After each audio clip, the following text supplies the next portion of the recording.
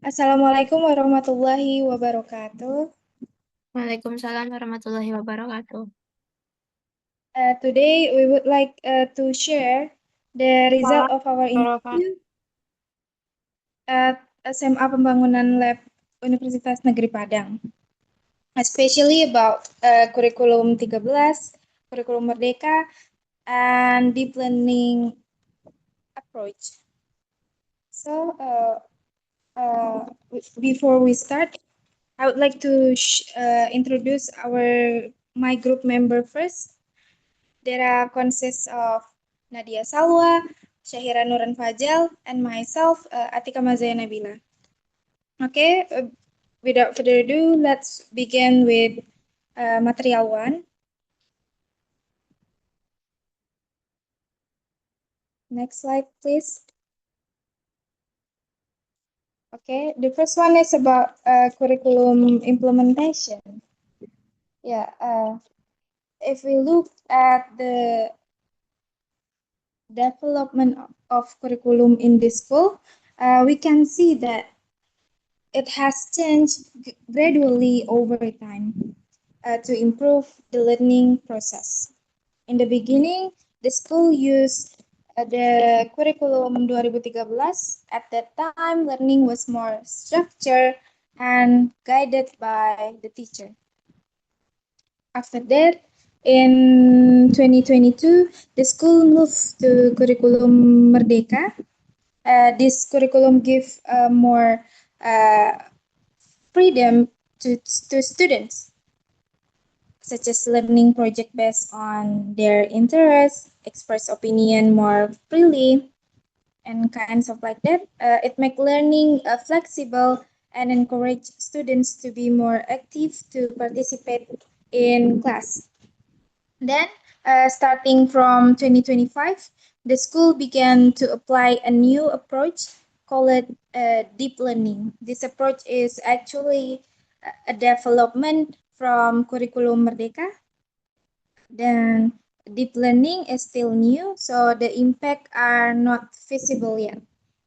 Next slide, please.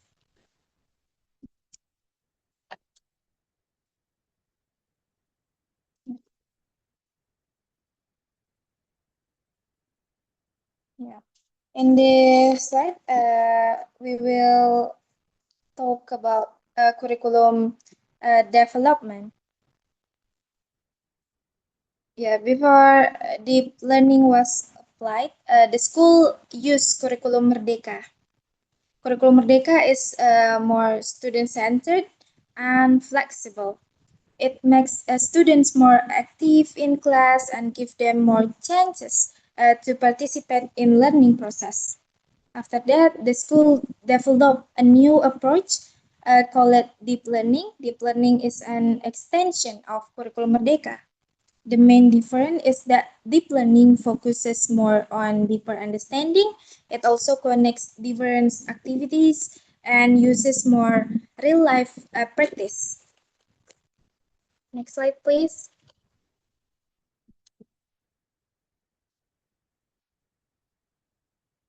Yeah, deep learning activities. Uh, let's look at some examples. For instance, when students learn about asking and giving opinion, they do not only study it in English, but also connect it with Indonesian language or Indonesian subject. The same idea applies to narrative texts, which are learned across subjects. In class, students might watch a movie or a video, then analyze it, discuss it together, and present their understanding. They also do activities like storytelling and then performance projects. So the learning process becomes more interactive and helps students understand the material in a deeper way. Next slide, please.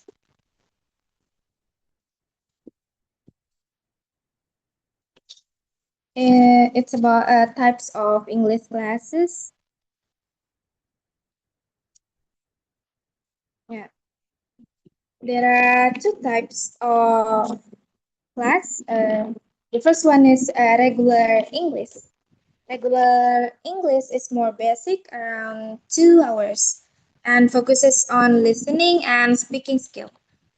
And next type is advanced English, which while advanced English is longer, about 5 hours, and focuses more on reading and writing skills. In advanced classes, students learn more specific materials like fantasy, stories, legends, and then fairy tales. So they can develop a deeper understanding and better writing skills. That's all from my presentation. Uh, the next material will be explained by Nadia Sawa. Okay, the next material is program.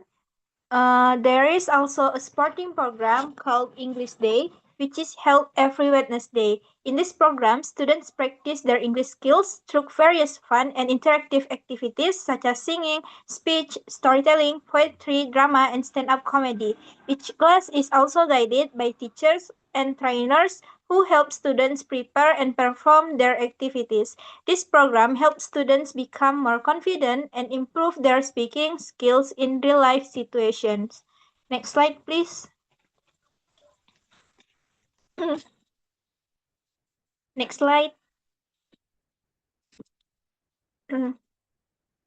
Next, curriculum differences. Based on the interview, it was mentioned that Curriculum 13 is more teacher-centered. However, in general educational theory, Curriculum 13 is actually designed to be student-centered, even though in practice it may still appear teacher-dominated in some classroom. So this difference might come from how to curriculum is implemented in real teaching situations rather than the curriculum design itself. Jadi secara teori kurikulum 13 ini sebenarnya dibuat supaya pelajaran berpusat pada siswa, seperti siswa diajak berdiskusi, bertanya, dan juga berpikir kritis. Sedangkan guru hanya sebagai fasilitator atau pembimbing bahkan bukan pusat utama. Namun, dalam praktiknya di kelas, K13 terlihat seperti teacher center, karena aktivitas siswa masih terbatas seperti hanya mendengar atau mencatat materi saja yang diberikan oleh guru.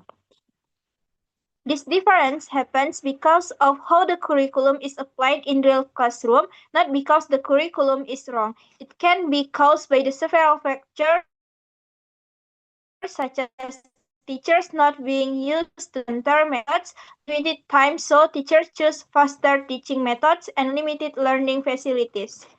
Next slide, please.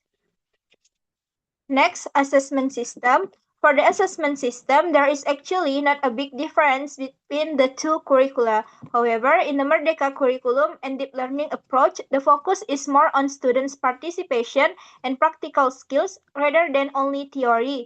Students are assessed based on what they do in class, such as presentations, projects, and performances. In deep learning, they are also important process like evaluation, reflection, and feedback to help students improve their understanding. Next slide, please. Next, lesson planning and design. In deep learning, lesson planning uses a module Ajar which replaces the traditional lesson plan or RPP and syllabus. Teachers need to identify students' learning problem first, then design learning activities that are more detailed, interactive, and connected between subjects. This approach helps students understand the material more deeply and in a more meaningful way. Next slide, please. Collaboration and implementation. One of the main advantages of deep learning is collaboration between subjects. For example, English subjects can be connected with Indonesian subjects in learning activities. However, this approach is still in the early stage, so it has not been fully implemented yet. The main focus right now is to improve students' understanding and help them apply what they learn in real-life situations. Okay, that's all from me. I give back to the moderator. Okay, thanks for your explanation, Nadia Sawa. And then The next material will be explained by Syahira Nuran Fajal. To Syahira Nuran Fajal, time is yours. All right. The next one is the activity when before deep learning and when deep learning. In Kurikulum Merdeka, there is a P5 or Project Penguatan Profil Pelajar Pancasila, but in deep learning, it is called curricula. P5 is more general, like cooking activities, where students only get basic experience. Meanwhile, in curricular, is more specific, like such as MUA or makeup artist for female students and barbershop for male students. So students not only try, but they really practice and develop their skills in a deeper way. So tujuannya adalah untuk mengembangkan skill siswa lebih dalam, bukan hanya menambah pengalaman, tapi juga membentuk kemampuan yang bisa digunakan di masa depan mereka. The next one is TKA as a evaluation tools. Currently, there is also TKA or tes kemampuan akademik, which is similar to UN atau ujian nasional. This is additional implementation carried out by school as a test to measure students' ability before entering university. There are 5 subjects, including Bahasa Indonesia, English, Math, and kalau nggak salah itu ada sejarah, and 1 subject based on students' major.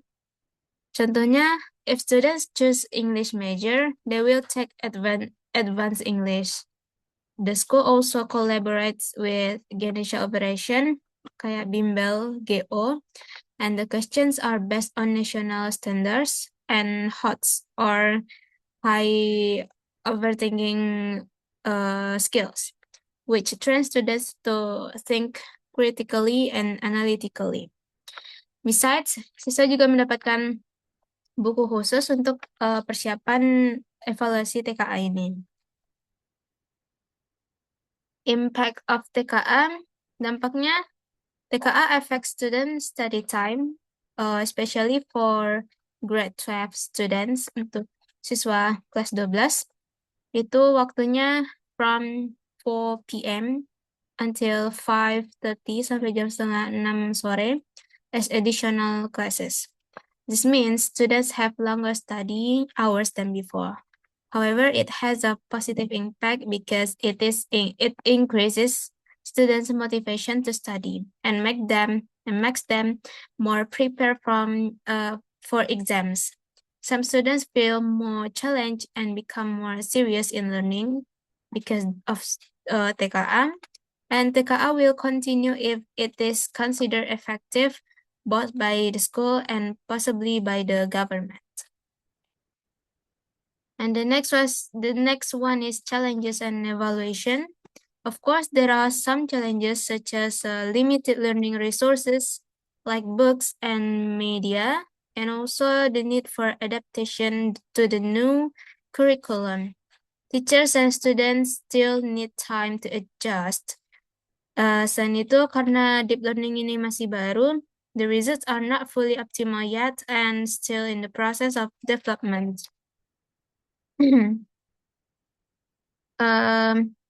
However, the school is able to adapt and gradually improve the quality of learning. And the last one is conclusion. Overall, each curriculum has its own strengths and weaknesses. However, Curriculum Merdeka is considered more effective because it promotes student-centered learning and encourages students to be more active and independent. Integration of deep learning further enhance this approach by supporting deeper understanding and real-life application of knowledge. It also helps students develop critical thinking and practical skills. Even though its implementation is still in the clearly stage, and not yet fully optimized. Deep learning shows strong potential to improve the quality of education. Nevertheless, teacher guidance and supervision remain important to ensure the learning process runs effectively and stays on the right track. All right, guys, so that's all from our presentation. If you have the question, you may write in the comment section. So thank you for the attention. Thank you for watching our presentation. Wassalamualaikum warahmatullahi wabarakatuh.